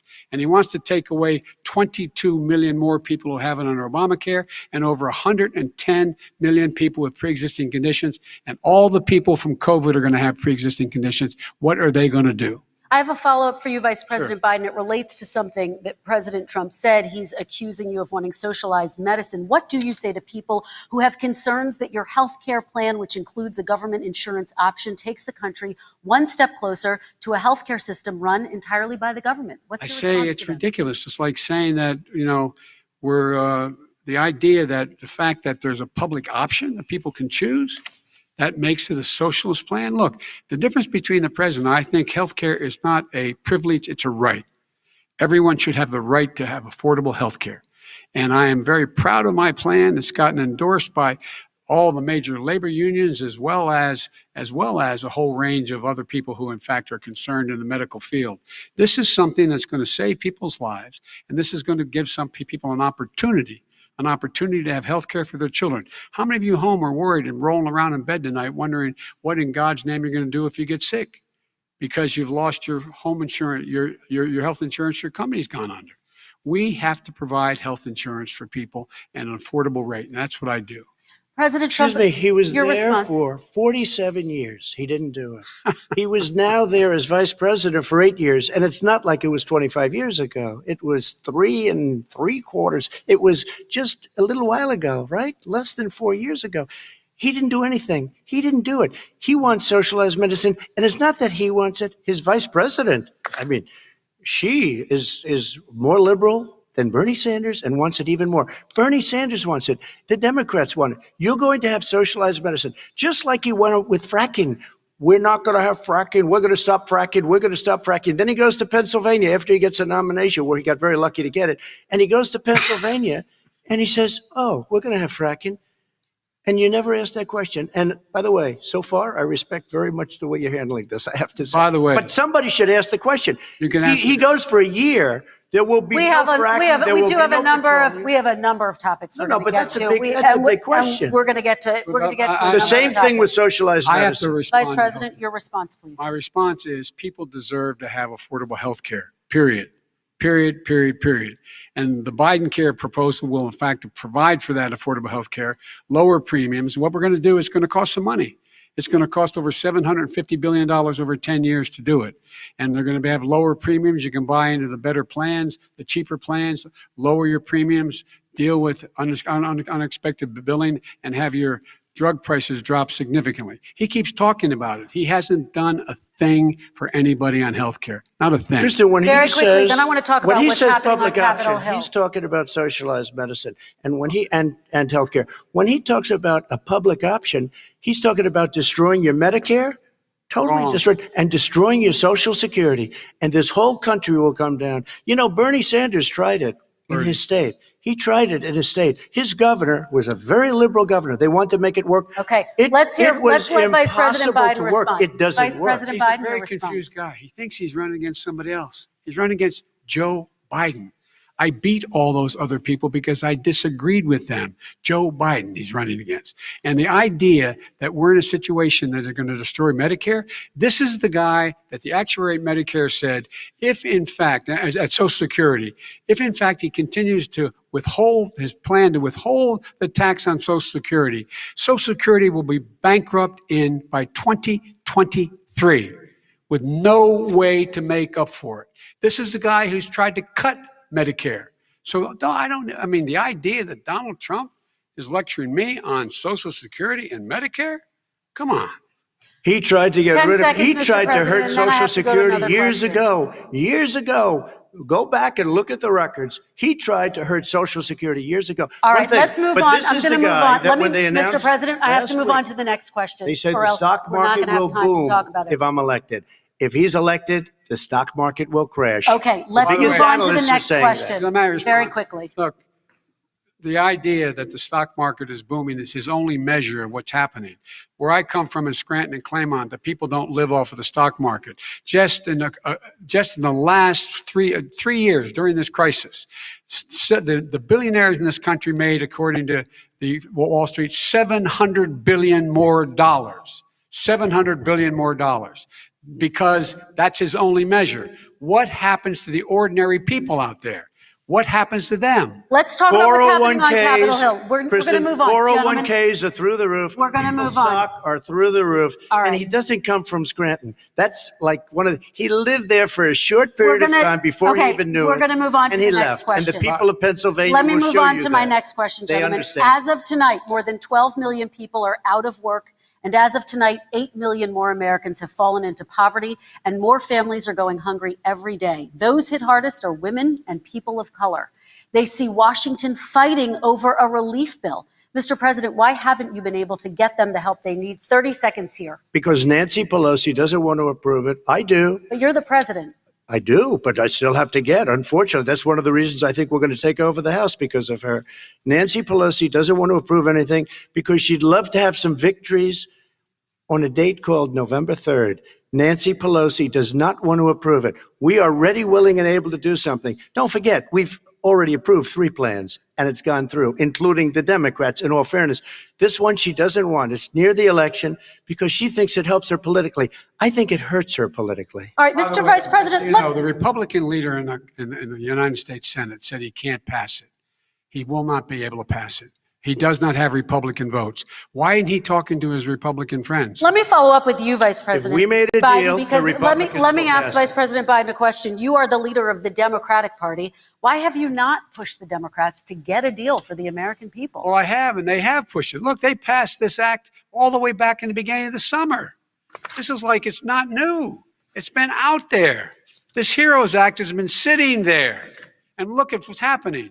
When I was in charge of the Recovery Act with $800 billion, I was able to get $145 billion to local communities that have to balance their budgets and states that have to balance their budgets. So then have to fire firefighters, teachers, first responders, law enforcement officers, so they can keep their cities and counties running. He will not support that. They have not done a thing for them. And Mitch McConnell said, let them go bankrupt. Let them go bankrupt. Come on. What's the matter with these guys? The bill that was passed in the House was a bailout of badly run, high crime, Democrat, all run by Democrats, cities and states. It was a way of getting a lot of money, billions and billions of dollars to these kids. It was also a way of getting a lot of money from our people's pockets to people that come into our country illegally. We were going to take care of everything for them. And what that does, and I'd love to do that, I'd love to help them, but what that does, everybody all over the world will start pouring into our country. We can't do it. This was a way of taking care of them. This was a way of spending on things that had nothing to do with COVID, as per your question. But it was really a big bailout for badly run Democrat cities and states. All right, By the way, I want if to. I get elected, I'm running as a proud Democrat, but I'm going to be an American president. I don't see red states and blue states. What I see is American, United States. And folks, every single state out there finds themselves in trouble. They're going to start laying off, whether they're red or blue, cops, firefighters, first responders, because teachers, because they have to balance their budget. And the founders were smart. They allowed the federal government to deficit spend to compensate for the United States of America. I want to talk about the minimum wage, gentlemen. Mr. Vice President, we are talking a lot about struggling small businesses and business owners these days. Do you think this is the right time to ask them to raise the minimum wage? You, of course, support a $15 federal minimum wage. I do, because I think one of the things we're going to have to do is we're going to have to bail them out too. We should be bailing them out now, those small businesses. You got 1 in 6 of them going under. They're not going to be able to make it back. They passed a package that allows us to be able to call PPP. Money is supposed to go to help them do everything from organize how they can deal with their businesses being open safely. Schools, how they can make classrooms smaller, how they can hire more teachers, how they can put ventilation systems in. They need the help. The businesses as well as the schools need the help. But these guys will not help them. Is not giving them any of the money. We are going to move on to immigration, one thing very but I quickly, want he to get said we your have to help our reaction. small businesses by raising the minimum wage. That's not helping. I think it should be a state option. Alabama is different than New York. New York is different from Vermont. Every state is different. It should be a state option. You said very we have recently. to help. It's very important. We have to help our small businesses. You How said- are you helping your small businesses when you're forcing wages? What's going to happen, and what's been proven to happen, is when you do that, these small businesses fire many of their employees. You said very Not true, recently you would by the way. consider raising the federal minimum it. wage to $15 Say an it. hour. You said recently you would consider raising the federal minimum wage to What I $15 an really hour. Is that like, still the case? and I would consider it to an extent, but In a what I second really like, administration? in a second administration, but not to a level that's going to put all these businesses out of business. It should be a state option. Look, I've lived in different places. I know different places. They're all different. Some places, $15 is not so bad. In other places, other states, $15 would be Okay, President ruinous. Trump, thank you. Quick No response, one Vice should President work Biden. 2 jobs, 1 job, be below poverty. People are making $6, $7, $8 an hour. These first responders, we all clap for as they come down the street because they've allowed us to make it. What's happening? They deserve a minimum wage of $15. Anything below that puts you below the poverty level. And there is no evidence that when you raise the minimum wage, businesses go out of business. That is simply not true. We're going to talk about immigration. We're going to talk about immigration now, gentlemen, and we're going to talk about families within this context. Mr. President, your administration separated children from their parents at the border, at least 4,000 kids. You've since reversed your zero tolerance policy, but the United States can't locate the parents of more than 500 children. So how will these families ever be reunited? children are brought here by coyotes and lots of bad people, cartels, and they're brought here, and they used to use them to get into our country. We now have as strong a border as we've ever had. We're over 400 miles of brand new wall. You see the numbers, and we let people in, but they have to come in legally, and they come in through But merit. how will you But let reunite me these just tell kids you, with their let families, me just tell you, Mr. they President? built cages. You know, they used to say, I built the cages. And then they had a picture in a certain newspaper, and it was a picture of these horrible cages. And they said, look at these cages. President Trump built them. And then it was determined they were built in 2014. That was him. Do you They have a built plan to cages. reunite the kids Yes, with we're their working on families? it we're trying very hard. But a lot of these kids come out without the parents. They come over through cartels and through coyotes and through gangs. Vice President Biden, let me bring you into this 525 conversation. Quick response and then another question to you. These 500 plus kids came with parents. They separated them at the border to make it a disincentive to come to begin with. Real tough. We're really strong. And guess what? They cannot, it's not coyotes didn't bring them over. Their parents were with them. They got separated from their parents. And it makes us a laughing stock and violates every notion of who we are as a nation. Let me ask you a follow-up Kristen, question. they did it. We changed the policy. Your response they to did that? it. We changed. did not They built the separate cages. they- Who built the cages, Joe? Let's talk about what Who we're built the talking cages, about. Let's Joe? talk about what we're talking about. What happened? Parents were ripped, their kids were ripped from their arms and separated. And now they cannot find over 500 sets of those parents, and those kids are alone. Nowhere to go. Nowhere to go. It's criminal. It's criminal. Let me ask Kristen, you I will about say this. immigration. They went 10 down. seconds, We and brought then I need to ask reporters, you a question. everything. They are so well taken care of. They're in facilities that were so clean. But some and of have them gotten haven't been such good- reunited But with their just ask families. one question. Who built the cages? I'd love you to ask him that. Who built the cages? Let me ask about your immigration policy, Mr. Vice President. The Obama administration did fail to deliver immigration reform, which had been a key promise during the administration. It also presided over record deportations as well as family detentions at the border before changing course. So why should voters trust you with an immigration overhaul now? Because we made a mistake. It took too long to get it right. It took too long to get it right. I'll be president of the United States, not vice president of the United States. And the fact is, I've made it very clear.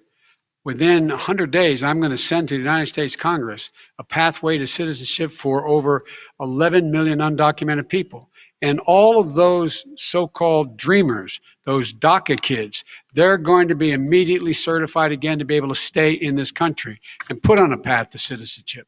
The idea that they are being sent home by this guy, and they want to do that, is they've gone to a country they've never seen before. I can imagine you're 5 years old, your parents are taking you across the Rio Grande River, and it's illegal.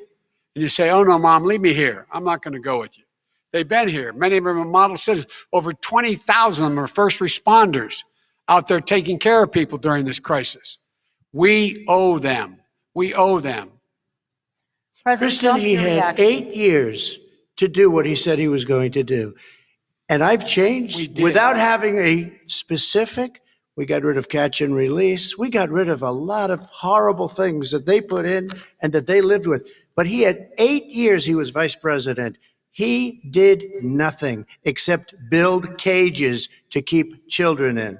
Vice President Wrong. Biden, your response. The catch and release, you know what he's talking about there?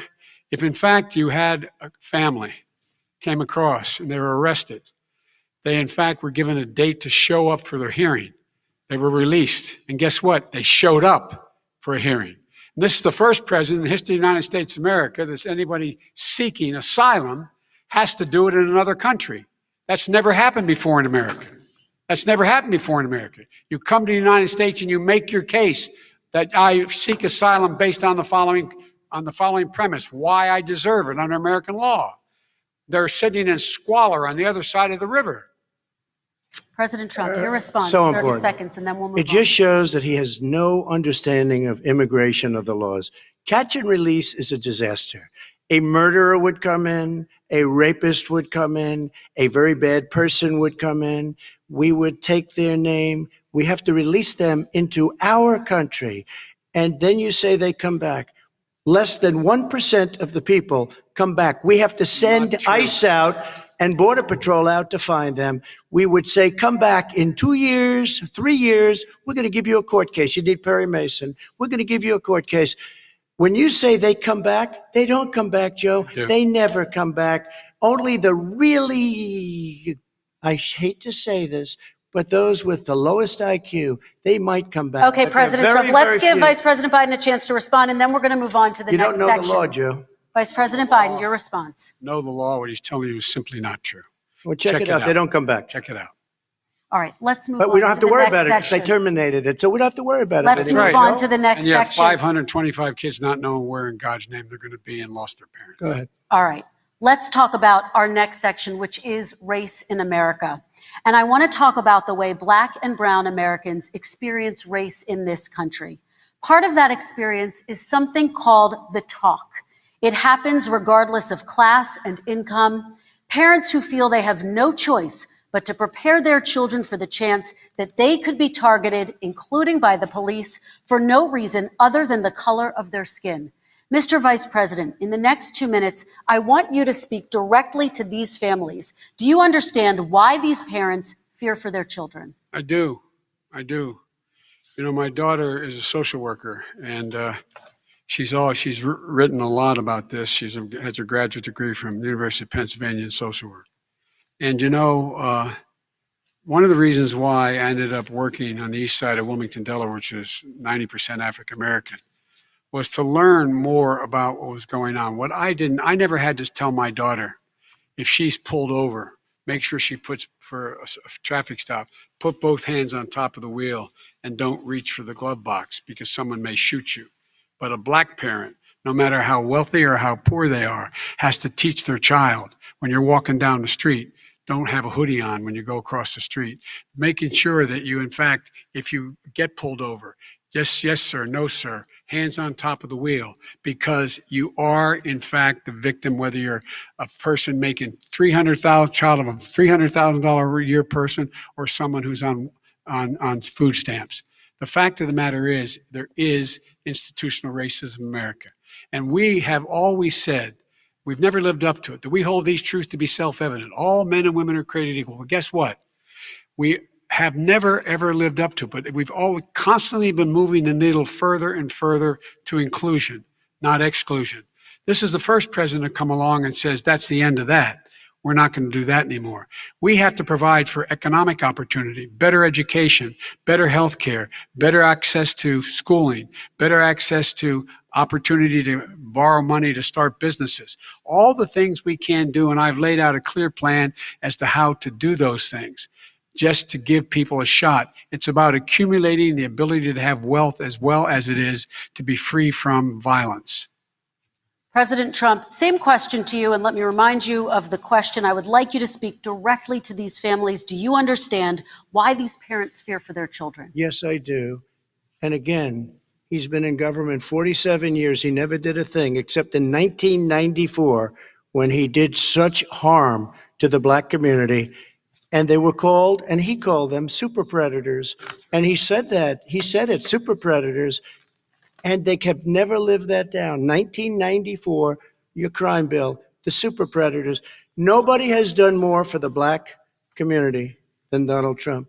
And if you look, with the exception of Abraham Lincoln, possible exception, but the exception of Abraham Lincoln, nobody has done what I've done. Criminal justice reform, Obama and Joe didn't do it. I don't even think they tried because they had no chance at doing it. They might have wanted to do it, but if you had to see the arms I had to twist to get that done, it was not a pretty picture. And everybody knows it, including some very liberal people that cried in my office. They cried in the Oval Office. 2 weeks later, they're out saying, gee, we have to defeat him. Criminal justice reform, prison reform, opportunity zones with Tim Scott, a great senator from South Carolina. He came in with this incredible idea for opportunity zones. It's one of the most successful programs. People don't talk about it. Tremendous investment is being made. Biggest beneficiary, the Black and Hispanic communities, and then historically Black colleges and universities. After 3 years of coming to the office, I love some of those guys. They were great. They came into the office and they said, I said, what are you doing? After 3 years, I said, why do you keep coming back? Because we have no funding. I said, you don't have to come back every year. We have to come back because President Obama would never give them long-term funding. And I did. 10-year long-term funding, and I gave them more money than they asked for because they said, I think you need more. And I said, the only bad part about this is I may never see you again because I got very friendly with them and they like me and I like them. But I saved historically black colleges and universities. Okay, and we're going to talk about both of your records, but your response to that, Vice President? My response to that is I never, ever said what he accused me of saying.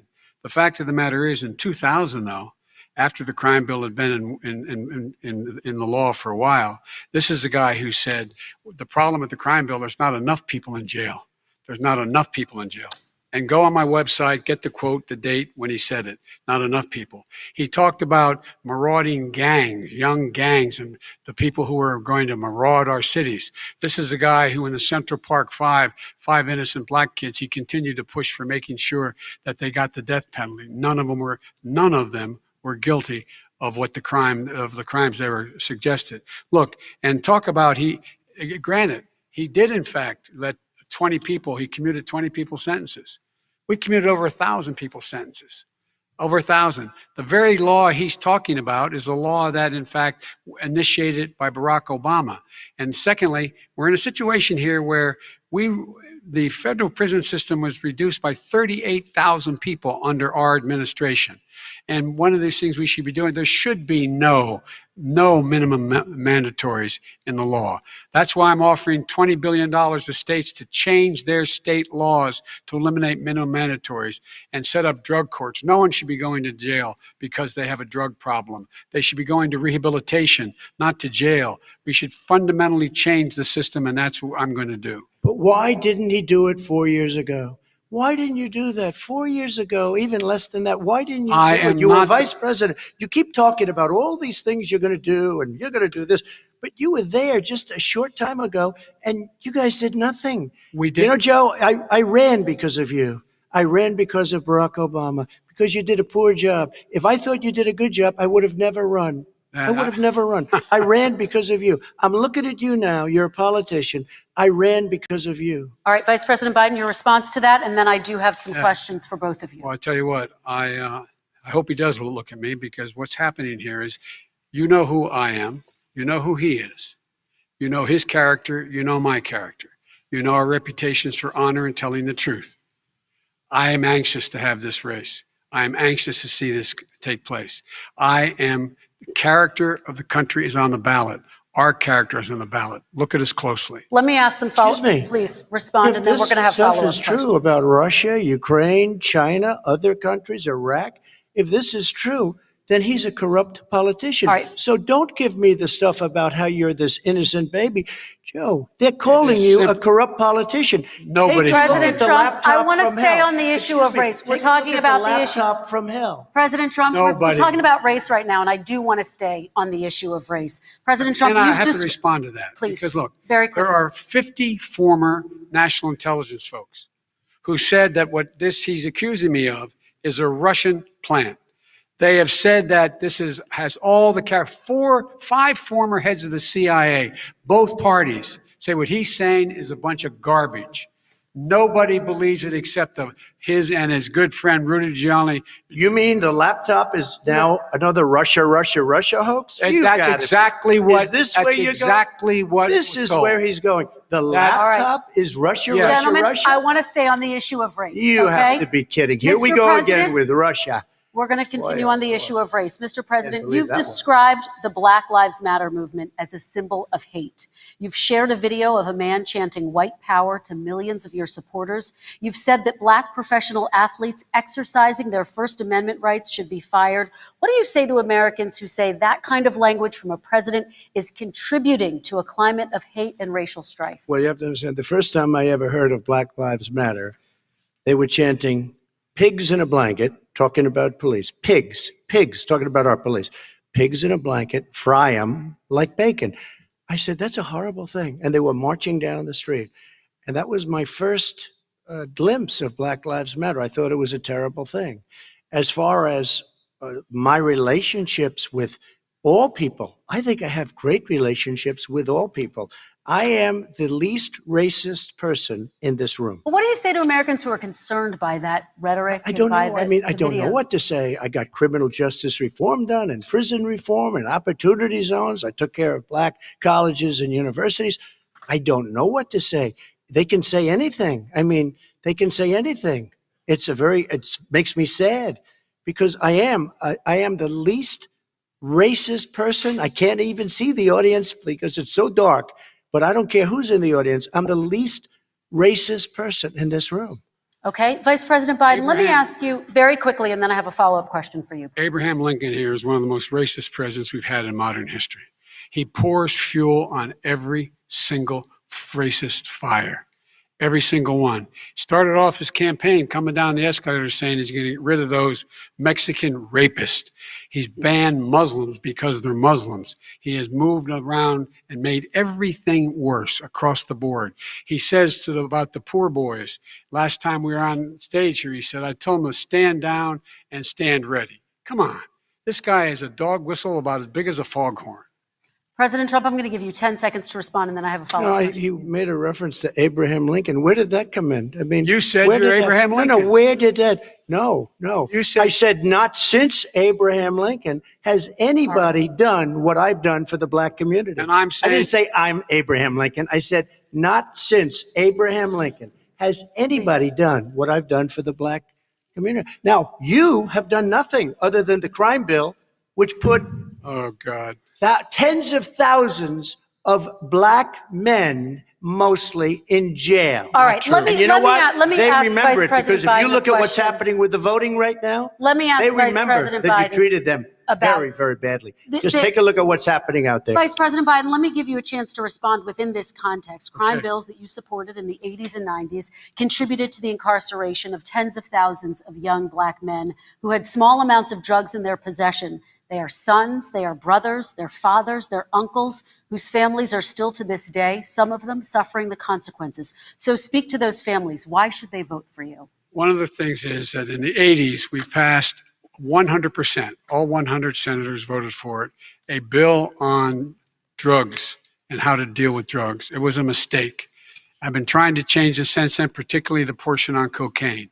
That's why I've been arguing that, in fact, we should not send anyone to jail for a pure drug offense. They should be going into treatment across the board. That's what we should be spending money on. That's why I set up drug courts, which were never funded by our Republican friends. They should not be going to jail for a drug or an alcohol problem. They should be going into treatment. That's what we've been trying to do. That's what I'm going to get done because I think maybe the American people have now seen that, in fact, it was a mistake to pass those laws relating to drug, but they were not in the crime bill. But Okay, why so- didn't he get it done? See, it's all talk, no action with these politicians. Why didn't he get it done? That's what I'm going to do when I become president. You were vice president along with Obama as your president, your leader, for 8 years. Why didn't you get it done? You had 8 years to get it done. Now you're saying you're going to get it done because you're all talk and no action, Jim. We got a Your lot of it response. done. We released You didn't get 38,000. anything We got done. 38,000 prisoners left from. You got out- nothing done. 38,000 prisoners were released from federal prison. There were over 1,000 people who were given clemency.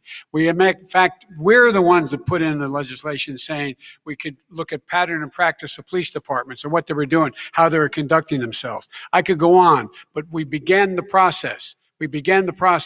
We lost an election. That's why I'm running to win back that election and change his terrible policy. I Quick just response, asked, and then we're I going to just move asked on one to climate question. change. Why didn't you do it in the 8 years, a short time ago? Why didn't you do it? You just said, I'm going to do that. I'm going to do this. You put tens Because- of thousands of mostly black young men in prison. Now you're saying you're going to undo that. Why didn't you get it done? You had 8 years with Obama. You know why, Because- Joe? Because you're all talk and no action. All right, Vice President Because Biden, and then we're going to move on to the next section. We had a Republican Congress. That's the answer.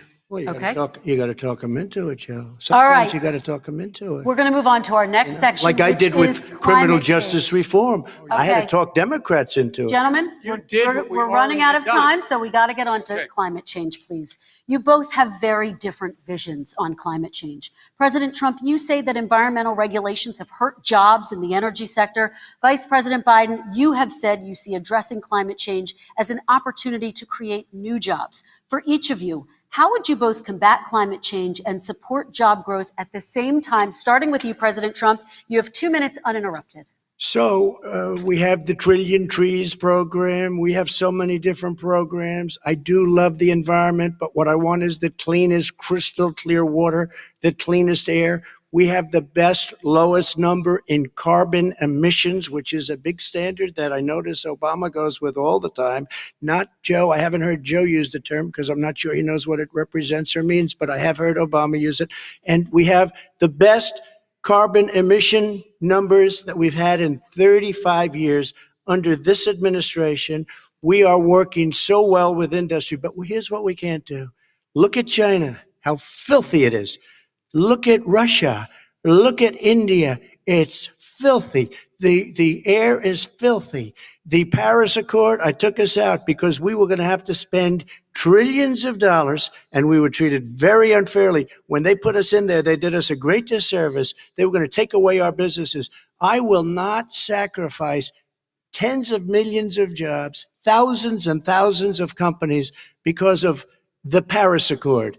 It was so unfair. China doesn't kick in until 2030. Russia goes back to a low standard, and we kicked in right away. It would have destroyed our businesses. So, you ready? We have done an incredible job environmentally. We have the cleanest air, the cleanest water, and the best carbon emission standards that we've seen in many, many years. Vice President And we Biden. haven't destroyed our industries. Vice President Biden, 2 minutes to you, uninterrupted. Climate change, climate warming, the global warming is an existential threat to humanity. We have a moral obligation to deal with it. And we're told by all the leading scientists in the world, we don't have much time. We're going to pass the point of no return within the next 8 to 10 years. 4 more years of this man eliminating all the regulations that were put in by us to clean up the climate, to limit the limit of emissions will put us in a position where we're going to be in real trouble. Here's where we have a great opportunity. I was able to get both all the environmental organizations as well as labor, the people worried about jobs, to support my climate plan. Because what it does, it will create millions of new good-paying jobs. We're going to invest in, for example, 50,000 charging stations on our highways so that we can own the electric car market of the future. In the meantime, China is doing that. We're going to be in a position where we're going to see to it that we're going to take 4 million existing buildings and 2 million existing homes and retrofit them so they don't leak as much energy, saving hundreds of millions of barrels of oil in the process and creating significant number of jobs. And by the way, the whole idea of what this is all going to do, it's going to create millions of jobs, and it's going to clean the environment. Our health and our jobs are at stake. That's what's happening. And what right now, by the way, Wall Street firms indicated that my plan will in fact create 18.6 million jobs, 7 million more than his. This is from Wall Street. And I'll create $1 trillion more in economic growth than his proposal does. Not on climate, just on the economy. President Trump, you're They came out and said very strongly, $6,500 will be taken away from families under his plan, that his plan is an economic disaster. If you look at what he wants to do, if you look at his plan, his environmental plan, you know who developed it? AOC +3. They know nothing about the climate. I mean, she's got a good line of stuff, but she knows nothing about the climate. And they're all hopping through hoops for AOC +3. Look, their real plan costs $100 trillion. If we had the best year in the history of our country for 100 years, we would not even come close to a number like that. When he says buildings, they want to take buildings down because they want to make bigger windows into smaller windows. as far as they're concerned, if you had no window, it would be a lovely thing. This is the craziest plan that anybody has ever seen. And this wasn't done by smart people. This wasn't done by anybody. Frankly, I don't even know how it can be good politically. They want to spend $100 trillion. That's their real number. He's trying to say it was 6. It's $100 trillion. They want to knock down buildings and build new buildings with little, tiny, small windows. I mean, and many other things. Okay. And many other things. Let me have the Vice President It respond, is and we're running out of crazy. time, and we have a lot And more you'll questions to destroy get our to. country. So let's hear from the Vice President. I have a number more questions. I don't know where he comes from. I don't know where he comes up with these numbers. Queens. $100 trillion. Give me a break. This plan endorsed by every major environmental group and every labor group. Labor, because they know the future lies. The future lies in us being able to breathe, and they know there are good jobs in getting us there. And by the way, the fastest growing industry in America is solar energy and wind. He thinks wind causes cancer, windmills. It's the fastest growing jobs, and they pay good prevailing wages, $45, $50 an hour. We can grow and we can be cleaner if we go the route I'm proposing. President Trump, Excuse me. please We are respond, and then I have some We are follow-ups. energy independent for the first time. We don't need all of these countries that we had to fight war over because we needed their energy. We are energy independent. I know more about wind than you do. It's extremely expensive, kills all the birds. It's very intermittent. It's got a lot of problems. And they happen to make the windmills in both Germany and China. And the fumes coming up, if you're a believer in carbon emission, the fumes coming up to make these massive windmills is more than anything that we're talking about with natural gas, which is very clean. One other thing. Find me a scientist who said that. I love solar, but solar doesn't quite have it yet. It's not powerful yet to really run our big, beautiful factories that we need to compete with the world. So False. It's all a pipe dream. But you know what we'll do? We're going to have the greatest economy in the world. But if you want to kill the economy, get rid of your oil industry. You want, and what about fracking? All right, let me allow allow Vice President Biden to I respond. never said I oppose fracking. You said it on tape. I did show the tape. Put it on your website. I'll put it on. Put it on the website. The fact of the matter is Show he's the list. flat lying. Would you rule out banning fracking? I do rule out banning fracking because the answer, we need other industries to transition to get to ultimately a complete zero emissions by 2025. What I will do with fracking over time is make sure that we can capture the emissions from the fracking, capture the emissions from gas.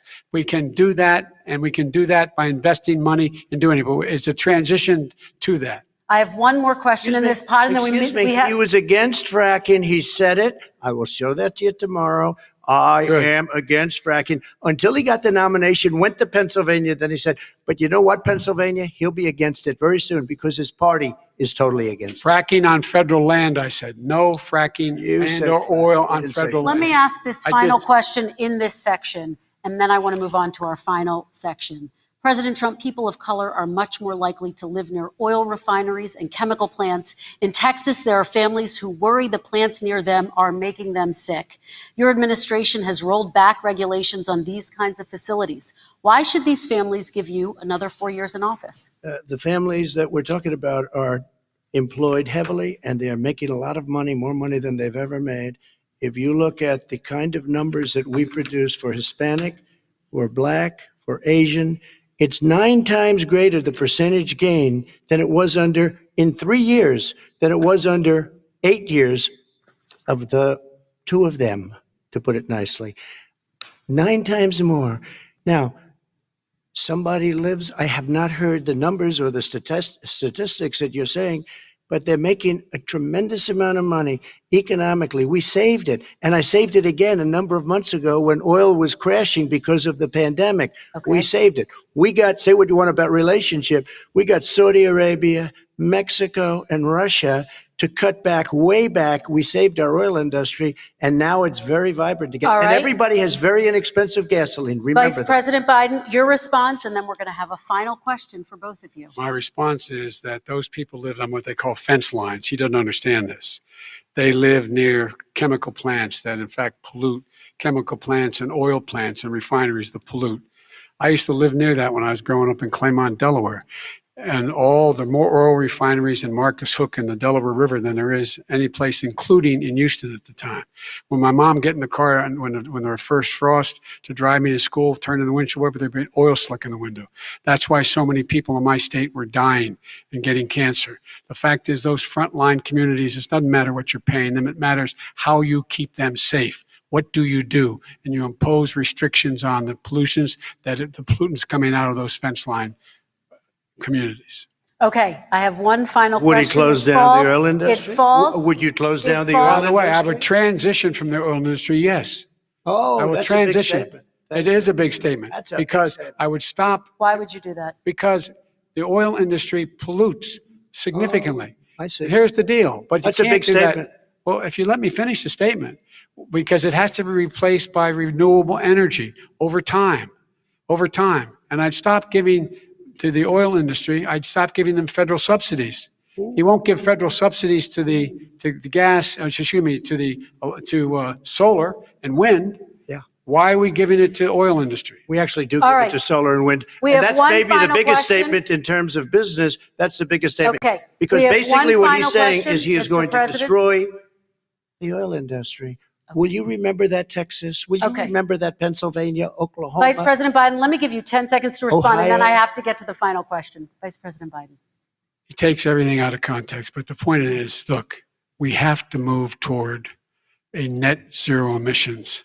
The first place to do that by the year 2035 is in energy production, by 2050 totally. All right. One Is he gonna final get question China to to both do of it? you. No, we're finished with Is this. he We have going to to get move on China to to our do it? final question. We No, have to I'm move going on to to our final rejoin Paris question. Accord and make China abide by what they agreed to. All right, That'll this cost you is $1 about trillion. leadership, gentlemen. And this first question does go to you, President Trump. Imagine this is your inauguration day. What will you say in your address to Americans who did not vote for you? You'll each have 1 minute, starting with you, Mr. We have to make a country totally successful as it was prior to the plague coming in from China. Now we're rebuilding it and we're doing record numbers, 11.4 million jobs in a short period of time, et cetera. But I will tell you, go back. Before the plague came in, just before, I was getting calls from people that were not normally people that would call me. They wanted to get together. We had the best Black unemployment numbers in the history of our country. Hispanic, women, Asian, people with diplomas, with no diplomas, MIT graduates, #1 in the class. Everybody had the best numbers. And you know what? The other side wanted to get together. They wanted to unify. Success is going to bring us together. We are on the road to success, but I'm cutting taxes and he wants to raise everybody's taxes and he wants to put new regulations on everything. He will kill it. If he gets in, you will have a depression, the likes of which you've never seen. Your 401ks will go to hell and it'll be a very, very sad day for this country. All right. Vice President Biden, same question to you. What will you say during your inaugural address to Americans who did not vote for you? I will say, I'm an American president. I represent all of you, whether you voted for me or against me. And I'm going to make sure that you're represented. I'm going to give you hope. We're going to move. We're going to choose science over fiction. We're going to choose hope over fear. We're going to choose to move forward because we have enormous opportunities to make things better. We can grow this economy. We can deal with the systemic racism. And at the same time, we can make sure that our economy is being run and moved and motivated by clean energy, creating millions of new jobs. And that's the fact. That's what we're going to do. And I'm going to say, as I said at the beginning, what is on the ballot here is the character of this country: decency, honor, respect, treating people with dignity, making sure that everyone has an even chance. And I'm going to make sure you get that. You haven't been getting it the last 4 years. All right. I want to thank you both for a very robust hour and a half, a fantastic debate. Really appreciate it. President Trump, former Vice President Joe Biden, thank you to Belmont University for hosting us tonight. And most importantly, thank you to those watching tonight. Election Day is November 3rd. Don't forget to vote. Thank you, everyone, and have a great night. Thank you.